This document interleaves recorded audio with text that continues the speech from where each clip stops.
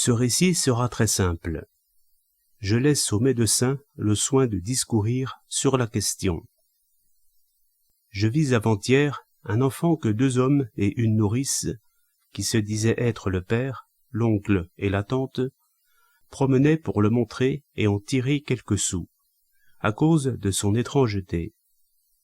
Il était d'une forme ordinaire, se tenait sur ses pieds, marchait et gazouillait à peu près comme les autres enfants de son âge. Il n'avait pas encore voulu se nourrir autrement qu'en tétant sa nourrice, et ce qu'on essaya devant moi de lui mettre dans la bouche, il le mâchait un peu et le rendait sans l'avaler. Ses cris semblaient bien avoir quelque chose de particulier.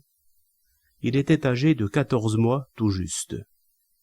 Au-dessous de cet étain, il était attaché et collé à un autre enfant sans tête, dont le canal médulaire de la colonne vertébrale était bouché, et le reste intact. Si l'un de ses bras était plus court, c'est qu'il lui avait été brisé par accident à la naissance. Ils étaient accolés face à face, comme si un enfant plus petit voulait en embrasser un autre plus grand. La région par laquelle ils étaient attachés n'était que de 4 doigts environ, de sorte que si on retournait l'enfant incomplet, on pouvait voir en dessous le nombril de l'autre. La suture se situait entre les tétins et le nombril. On ne pouvait voir ce dernier sur l'enfant incomplet, mais on voyait bien tout le reste de son ventre. Ainsi, ce qui n'était pas attaché, comme les bras, le fessier, les cuisses et les jambes de cet enfant incomplet, demeurait pendant et ballottant sur l'autre, et lui descendait jusqu'à mi-jambe.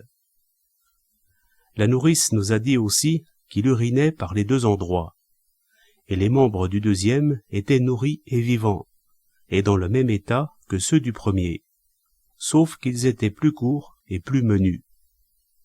Ce double corps et ses membres différents, se raccordant à une seule tête, pourrait bien constituer pour le roi un présage favorable, montrant qu'il maintiendra sous sa loi l'union des diverses pièces et parties de notre État. Mais de peur que les événements ne viennent le démentir, mieux vaut le laisser faire d'abord, car il n'y a rien de mieux que de deviner les choses déjà faites. Quand les choses ont lieu, on leur trouve quelque interprétation qui vérifie ce qui était prévu. Cicéron. De la même façon, on disait d'Épiménide qu'il devinait à reculons. Je viens de voir dans le Médoc un pâtre, de 30 ans environ, qui ne présente pas de partie génitale. Il a seulement 3 trous par où s'écoule sans cesse de l'eau. Mais il a de la barbe, éprouve des désirs et recherche le contact des femmes. Ce que nous appelons des monstres ne le sont pas pour Dieu, qui voit dans l'immensité de son œuvre l'infinité des formes qu'il y a comprises. Et on peut bien croire que cette forme qui nous étonne a quelque chose à voir avec une autre appartenant au même genre, inconnue de l'homme. De sa parfaite sagesse ne peut rien venir que de bon, de normal et de régulier. Mais nous n'en voyons pas les rapports et les relations. Ce que l'homme voit fréquemment ne l'étonne pas, même si la cause lui en est inconnue. Mais devant quelque chose qu'il n'a jamais vu, il pense à un prodige. Cicéron.